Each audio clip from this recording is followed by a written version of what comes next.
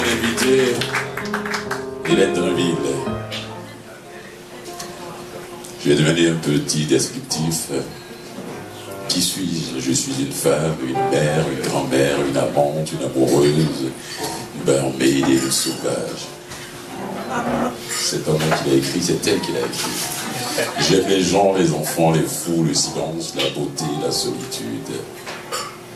Qu'on le veuille ou non, vivre, c'est se blesser sans cesse. Moi, j'ai trouvé dans l'écriture le moyen de maintenir mon équilibre tout le temps, me donnant le droit à l'excès, au rêve, à la paresse. Mesdames et messieurs, je vous demande d'accueillir chaleureusement Hélène Dreville.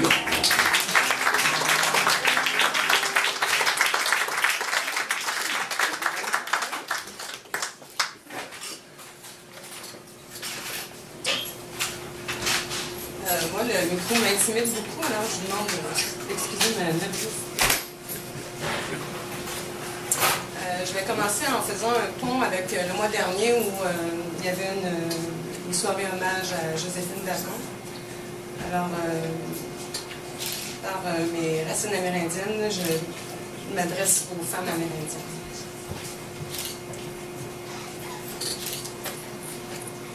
Belle soie sauvage. Fille d'un loup, hurlant sa colère en désespoir de cause, à d'indifférentes lunes pleines de trahison. Fille d'un roi déchu, au front ceint d'une couronne ridicule d'épinettes tordues. Fille d'un chaman ignorant le mystère des magies ancestrales, qui secoue inutilement d'impuissants hochets silencieux.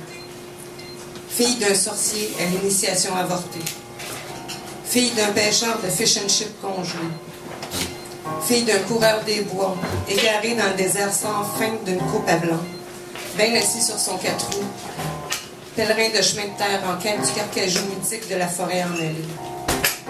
Fille d'un nomade séquestré qui fait les 100 pas dans son tipi en plywood depuis l'autre déportation. Fille d'un chasseur d'illusions qui tire des flèches dans le vide avec son arc débandé. Fille d'un guerrier assoiffé qui a troqué son tomahawk pour une bouteille de bière flat. Fille d'un cueilleur affamé qui creuse la terre du grand vide de la réserve à la recherche des racines de survivance. Fille d'un chef déplumé. Belle soie. Belle soie sauvage, femme par qui la parole voyage. Vois dans ce miroir la splendeur prophétique de ton nouveau visage. Tu es matrice de l'espoir. Enceinte de chaque rêve que l'Indien n'ose même plus rêver. Je te vois, accoucher de demain. De tes entrailles déchirées naissent les fils de liberté. Dans leurs veines, le sang versé des anciens coule à torrent. Et par leur bouche, les dieux ressuscités chantent l'amour au son des tambours affranchis. La vengeance est douce au cœur de l'Indienne. Belle sauvagesse, donne à tes fils des totems royaux, car avec courage, ils iront à la conquête de la dignité de ton peuple. Bientôt, ce sang sauvage illuminera vos fronts par la toute-puissance de la fierté retrouvée. Belle soie sauvage, femme par qui la parole voyage. Sens-tu dans ton ventre ce fœtus qui s'étire? C'est l'indépendance de ta nation que tu portes en toi. Belle soie sauvage, matrice d'espoir, plonge en ce miroir ton regard de femelle. Contemple ton destin et vois pendu à ta mamelle cet enfant d'un avenir prochain.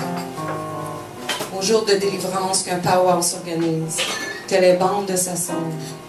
Élève-la bien haut que le ciel la baptise. Que la terre sacrée où les anciens reposent porte ses premiers pas. Que le vent voyageur colporte la rumeur, une princesse aimée. Oui, cette toute petite histoire, c'est une grande princesse, car grâce à toi, elle est fille d'un chef empanaché d'amour propre.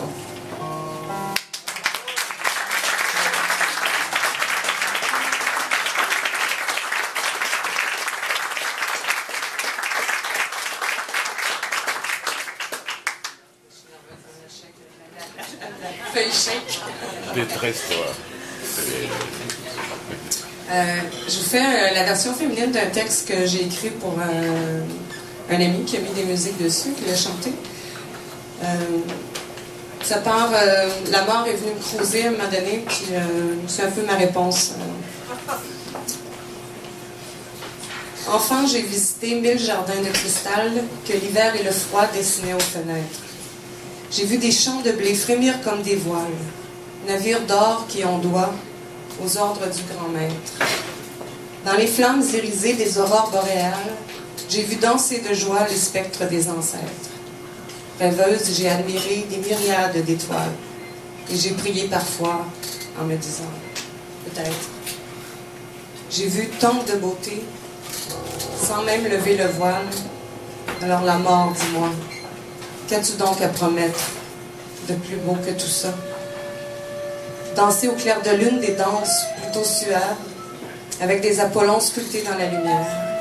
J'ai incarné la muse, j'ai joué les esclaves. Rêvé souvent d'amour en fermant les paupières. Une nymphe violée a tué l'âme brave, le python fabuleux dans une guerre éclair. Soigné mes bleus au cœur, et sur tous les octaves, j'ai chanté mes espoirs, comme on fait sa prière. Dans les forêts magiques où la splendeur repose, j'ai enlacé des arbres et pris des bains de vent. J'ai saisi des musiques d'un si grand virtuose. Comment rester de marbre quand tout est si vivant, que des notes fantastiques, des envolées grandioses vous soulèvent et vous dardent de poèmes émouvants. Avec l'énigmatique silence en symbiose, sous l'œil du vieux à barbe, j'ai passé du bon temps. J'ai vu l'enfant grandir. D'abord, je l'ai vu naître. J'ai posé sur sa joue des perles de pur bonheur. Des grands éclats de rire à jamais font la fête. Des chatouilles, des bisous et des rêves en couleur. Et puis, comment décrire la divine conquête du sublime bijou qu'on épingle à son cœur? Quand l'invisible inspire, quand l'amour vous pénètre, qu'avec un soin jaloux on séduit l'âme sœur. J'ai vu tant de beauté sans même lever le voile. Alors la mort, dis-moi, qu'as-tu donc à promettre de plus beau que tout ça?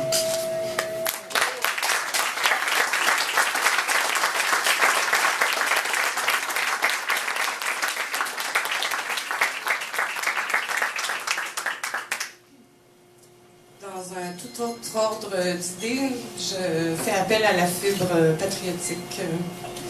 On fait un petit recul en arrière au moment de l'élection fédérale. Tout était immobile au ciel des passions. Même qu'on aurait pu croire que la mort rôdait. Nous nous étions nous-mêmes punis de réclusion. Comme vidés de sa cause, bien, la vie vivotait. On allait tête vide, indolent, insouciant. Et moi, comme toi peut-être, je me sentais étranger. J'éprouvais la douleur d'un échec humiliant. J'étais et suis resté le canard méprisé. Dans une fourmilière, une intruse cigale, avec au fond du cœur un vieux chant oublié. Une nation sans nom était ma terre natale. J'étais un apatride en quête d'identité. Oh, mes frères disaient m'aimer bien dans le fond, mais me laissaient tout seul à jouer dans mon coin. Moi, si je les comprenais, eux, il semblait que non. Quand ils jouaient au cow-boy, j'étais le petit Indien. C'est vrai qu'à ce jeu-là, l'ennemi est nécessaire. Et qu'il ne faut surtout pas négocier avec lui.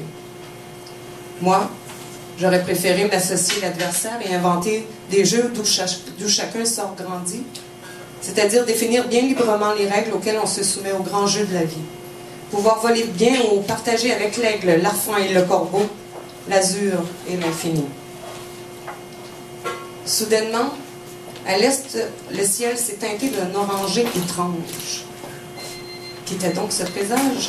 Galarno, quelque part, dormait à point fermé. Quel Jack s'amuse ainsi à repeindre le paysage? De l'ouest, des cieux sombres et sournois s'avançaient, et l'on voyait des aigles remonter vers le nord. Un brouhaha terrible jacassait, spéculait. Menace ou éclaircie? J'avoue que je l'ignore. Dans cette cacophonie de ramages multiples, un vent furieux tonnait. Liberté! Liberté! Comme si un maître outré au paresseux disciple hurlait pour raviver son ardeur à penser. Liberté, liberté. Ce mot, comme un galet qui fait des ricochets, en percutant mon cœur, a gonflé de bonheur et foudroyé d'espoir un vilain petit canard. Liberté. Que l'onde fantastique qui fait des ronds dans l'eau aille s'élargissant, aille s'émancipant, de sillon en sillon fredonner sa chanson. Liberté, liberté, envolons-nous bien haut dans le beau bleu du ciel. Du beau bleu, clair et vif, soyons les fleurs de lys. Flottons comme des drapeaux hissés avec fierté. Au ciel de l'inconnu, dessinons l'avenir. Offrons aux oisillons l'héritage mérité. Offrons-nous à nous-mêmes un beau ciel bleu d'été. Ce vent portait l'écho des anciens de mon sang. La rumeur ajoutait, regarde bien ton reflet. J'ai regardé dans l'eau et ce fut étonnant. J'ai vu ma différence, non? J'étais pas laid. Je suis même assez beau, je suis un cygne blanc. J'ai des plumes sauvages et le cœur à siffler. Un lys dans la vallée. Sur l'eau du Saint-Laurent, j'avance en ondulant vers l'asile sacré. Je suis venu de France, et non pas d'Angleterre, de là ma différence. Maintenant, je le sais. Je suis bien l'indocile patriote téméraire, un vilain petit canard s'est métamorphosé. Petit commencement d'une ascension immense, cause de ma colonie mal à gauche, inexperte. L'oiseau immaculé, tête haute, s'élance sur un vaste océan sans fin de découverte. Comme un petit voilier cap sur l'aventure, j'ai l'âme pèlerine en partance vers le ciel. Je sais d'ores et déjà, car telle est ma nature, que je vais déployer fièrement mes ailes. Mes grandes ailes blanches de prince dénué, mes ailes de géant, mes ailes de poète. Exilé sur ce sol au milieu des huées, roi d'azur je serai dans le ciel du Québec.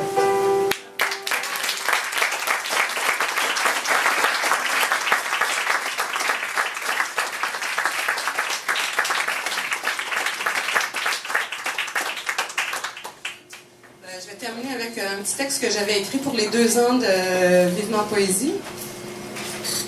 Merci. Vivement Poésie en habit du dimanche, c'est qu'en fulgence blanc et blabla inspiré, savamment orchestré, vient de jazzer la lettre et jongler les idées à l'heure de l'apéro. Vivement Poésie, c'est Gainsbourg qui se bourre la gueule jusqu'à l'ivresse, d'un medley de métaphores, de rimes, de slams, de prose, la folie qui s'exprime, un zeste de musique. C'est quand l'exaltation qu'engendre le poète surpasse en délices les vapeurs éthyliques.